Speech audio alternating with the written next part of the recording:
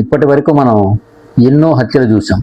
వివాహేతర సంబంధాలకు సంబంధించినవి కానీ, డబ్బు కోసం సంబంధించినవి కానీ, ఆస్తి కోసం సంబంధించినవి కానీ, లేదా వ్యక్తిగత కారణాల ద్వారా జరిగిన హత్యలను కూడా చూసాం.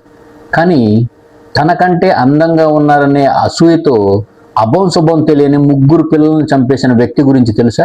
ఈ మహిళ ఏం చేసిందంటే 3 పిల్లలను చంపేసి తన మీద అనుమానం రాకూడదని తన కన్న కొడుకును కూడా చంపేసింది. ఈ భయంకరమైన ఘటన ఎక్కడ జరిగిందో తెలుసా? హర్యానా రాష్ట్రంలోని పానిపట్టులో జరిగింది. వివరాలు ఏంటో ఇప్పుడు పూర్తిగా తెలుసుకుందాం.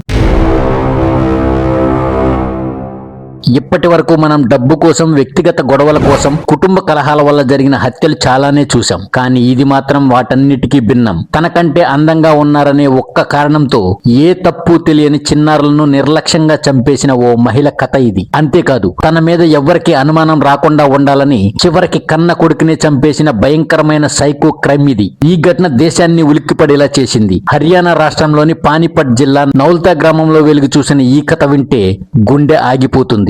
విధి 6 ఏళ్ల చిన్నారి. అమాయకపు నవ్వు. కుటుంబంతో కలిసి ఒక పెళ్లి శుభకార్యానికి వెళ్ళింది. పండగ వాతావరణం, ఆనందం. కానీ అదే పెళ్లి విధి చివరి ప్రయాణం అవుతుందని ఎవ్వరికీ తెలియదు. పెళ్లి కార్యక్రమాల మధ్యలో విధి ఒక్కసారిగా కనిపించకుండా పోయింది. కొద్దిసేపటికి నీటి టబ్బులో పడి చనిపోయిందని వార్త. కుటుంబం కుప్పకూలిపోయింది. మొదట అందరూ ఇదో ప్రమాదమని భావించారు. చిన్నపిల్ల కదా, ఆడుకుంటూ నీటిలో పడిపోయిందని అనుకున్నారు. కానీ విధి తండ్రి మనసులో ఏదో అనుమానం. కూతురు మరణం యాదృచ్ఛికం కాదని పోలీసులకు ఫిర్యాదు చేశాడు. పోలీసులు విచారణ మొదలుపెట్టారు. మొదట వాళ్లకు ఇది ప్రమాదమే అనిపించింది. కానీ ఒక్కో ప్రశ్న, ఒక్కో సమాధానం కేసును పూర్తిగా తలకిందులు చేశాయి. ఒళ్ళు గుగురు పొడిచే నిజాలు బయటపడటం మొదలైంది. విధి ప్రమాదవశాత్తు చనిపోలేదు. ఆమెను ఎవరో కావాలనే చంపారు. ఆ ఎవరో వరుసకు అత్తయ్యే పూనం. అవును, రక్త సంబంధం ఉన్న మహిళ ఈ చిన్నారి ప్రాణం తీసింది. కారణం ఏంటనేది తెలుసా? విధి అందంగా ఉంది. తనకంటే అందంగా ఉందన్న అసూయ. అంతే. అదే ఆమెకు ప్రాణాంతకం కారణం. పోలీసుల విచారణలో బయటపడిన ప్రకారం పెళ్లి వేడుకల్లో అందరూ బిజీగా ఉన్న సమయంలో పూనం విధిని తీసుకువెళ్లింది. ఆడుకోవడానికని నమ్మించింది. ఆ తర్వాత నీటి టబ్బు దగ్గరకు తీసుకువెళ్లి నిర్లక్ష్యంగా ముంచి చంపేసింది. 7 ఏళ్లలోపు చిన్నారి చివరి క్షణాల్లో ఎంత భయపడిందో ఊహించడమే కష్టం. ఇదే పూనం చేసిన మొదటి హత్య కాదు. 2023లో తన వదిన కుమార్తెను కూడా ఇదే విధంగా నీటి టబ్బులో ముంచి చంపేసింది. అప్పుడు కారణం ఇదే. చిన్నపిల్ల అందంగా ఉందని, తనపై అందరి దృష్టి పడుతుందని వచ్చిన అసూయ. కానీ ఆ హత్య తర్వాత తన మీద అనుమానం రాకుండా ఉండేందుకు పూనం చేసిన పని మరింత భయంకరం. అదే ఏడాది తన కన్న కొడుకుని చంపేసింది. అవును, తానే ప్రసవించిన బిడ్డను. ఎందుకంటే వరుసగా పిల్లలు చనిపోతే తన మీద డౌట్ వస్తుందనే భయం. అందుకే తన కొడుకును కూడా హతమార్చింది. ఒక తల్లి ఇలా మారుతుందని ఎవ్వరూ ఊహించరు. పోలీసులు ఇంకా లోతుగా తవ్వడంతో 2025 ఆగస్టులో శివ గ్రామంలో మరో బాలిక హత్య కేసు. ఆ చిన్నారి కూడా అందంగా ఉందన్న కారణంతోనే చంపబడింది. ఈ అన్ని కేసులకు లింకు ఒక్కటే. పూనం విచారణలో ఆమె చెప్పిన విషయాలు వింటే పోలీసులకే నిద్ర పట్టలేదు. అందంగా కనిపించే బాలికలను చూసి నాకు కోపం వచ్చేది, అసూయ వచ్చేది. అందుకే చంపేశాను. నా మీద అనుమానం రాకుండా నా కొడుకుని చంపాను అని చల్లగా చెప్పిందట. ఇక్కడే అసలు షాకింగ్ ట్విస్ట్. ఈ నేరాలు చేసిన తర్వాత ఆ మహిళ ఎలాంటి పశ్చాత్తాపం చూపించలేదు. చంపేసిన తర్వాత సంబరాలు చేసేదని, సాధారణంగా తిరిగేదని పోలీసులు వెల్లడించారు. అంటే ఇది కోపంలో చేసిన నేరం కాదు. ఇది ఒక సైకో మైండ్ సెట్. ఆనందం కోసం చేసిన హత్యలు. ఈ కేసు ఒక ప్రశ్నను లేవదీస్తుంది. అసూయ ఎంత ప్రమాదకరంగా మారుతుందో ఇది ఒక ఉదాహరణ. ఒక చిన్న అసూయ 4 ప్రాణాలు. అందులో ఒకటి తన కన్న కొడుకు. మనిషి ముఖం ఉన్న రాక్షసులు మన మధ్య ఉన్నారా? విధి లాంటి చిన్నారులకు రక్షణ ఎక్కడ?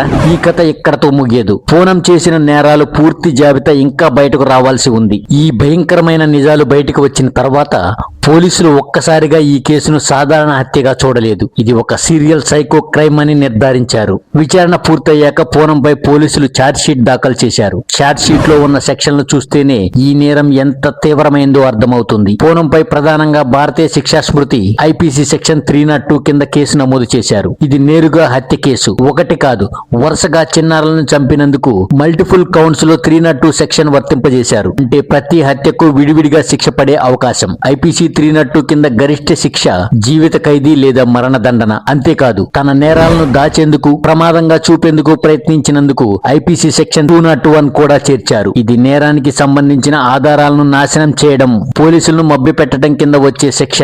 నీటి టబ్బులో ప్రమాదవశాత్తు చనిపోయిందని నాటకం చేయడమే దీనికి ఆధారం. తన మీద అనుమానం రాకుండా ఉండేందుకు తన కన్న కొడుకును కూడా చంపేసినందుకు ఆమెపై అదే ఐపీసీ 302 సెక్షన్ వర్తించింది.